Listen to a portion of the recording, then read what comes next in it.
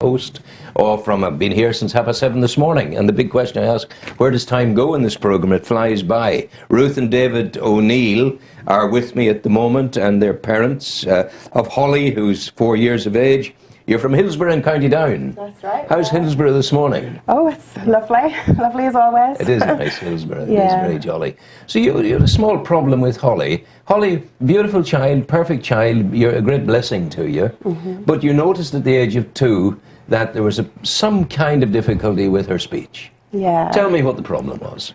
Well, she just, whenever she was 2, she just really didn't speak like the other children. She really didn't have any communication. Well, she would have tried to say the odd words, but anything she did say was incredibly difficult to make out for anybody. And presumably incredibly difficult for her to make.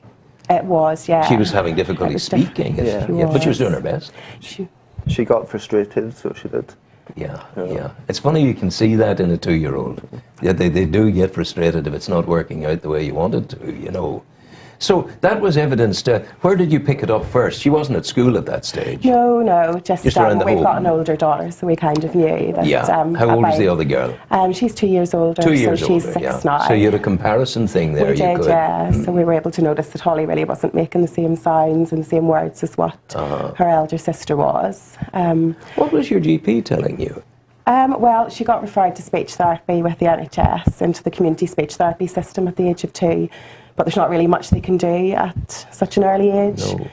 But nevertheless, it's reassuring that they're on the ball like that, and that they will say at the age of 2, we have a problem, so let's make sure we're proactive in looking about it. Yeah. So what were they advising you to do? Well, he just gave us like some homework to do, you know, some work to help her rectify her speech on some exercises, yeah. And we were carried on doing that for the next couple of years, really. 2 years of practicing at home.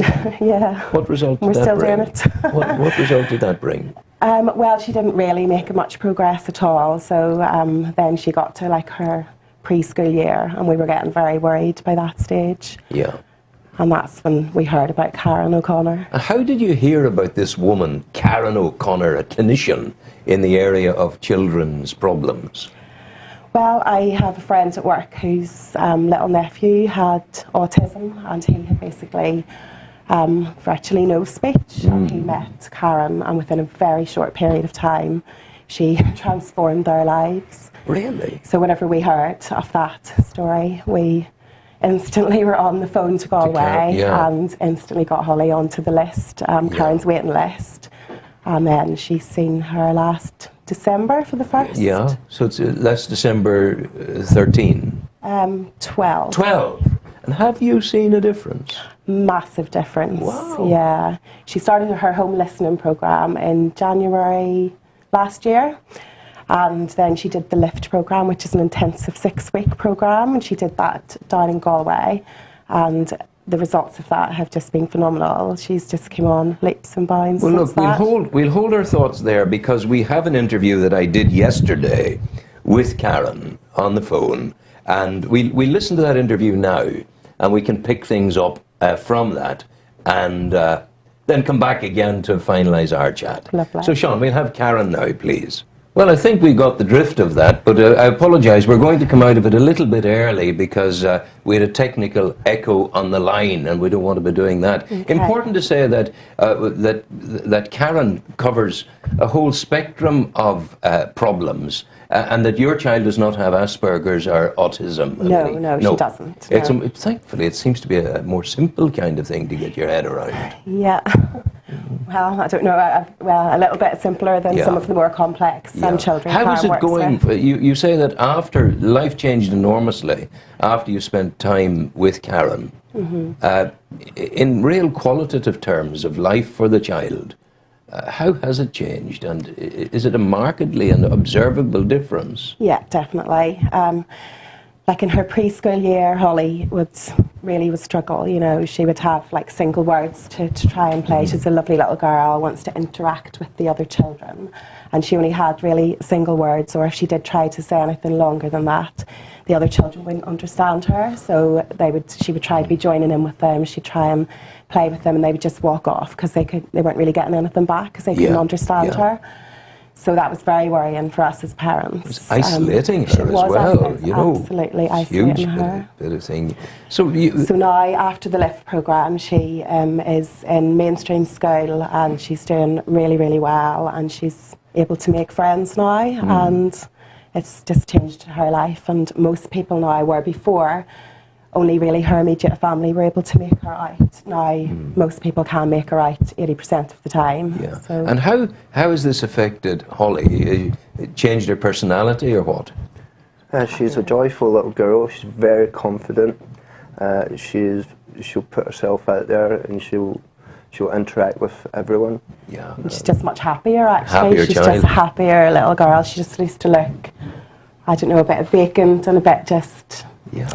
you know, But just isn't it unhappy, but extraordinary? now she's much happier. Isn't it extraordinary to get that result?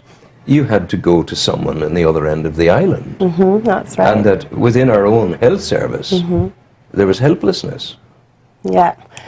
Yeah, well, she's still seeing, you know, the NHS speech therapist. Yes, But yeah. it's just, you know, that's just repetitive work, Yeah. hard work, day in, day out. But what Karen does is really quick results. Yeah. And it's enjoyable for the child, you know. It's But in real terms, perhaps it's true to say that what has been achieved in the last 2 years yes. would not have been achieved in the National Health Service in Northern Ireland in No. the last 2 years. It's just over a year she's been working, Yeah. she's been seeing Karen, and yeah, the result and the quickness of it has just been great. She was lucky, Holly was lucky, because she had you, and you knew about Karen, you found out about Karen, Yeah. and you had the wherewithal to make sure she went to Karen.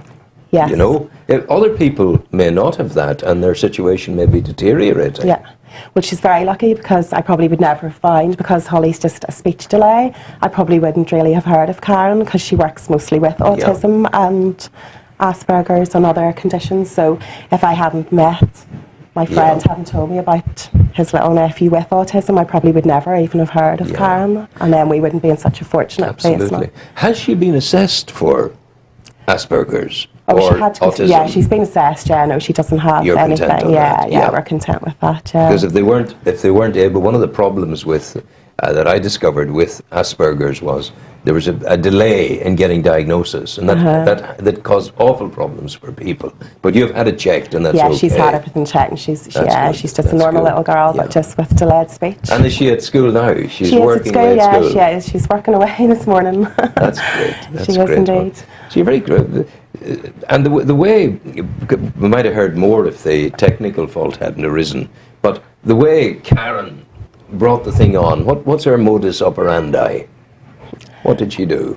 Well, she uses the music therapy. So we started off with some home listening. So Holly would have listened to her music 5 days a week, morning and night, for Yes. 20 minutes. Yeah. So she would do that. Well, she's pretty much been doing that from January. That's the playing of music. The playing of music, yeah. Yeah. So she has a little backpack and she puts her headphones on and she listens to special music that Karen scribes for her, if you like. And why is the music special?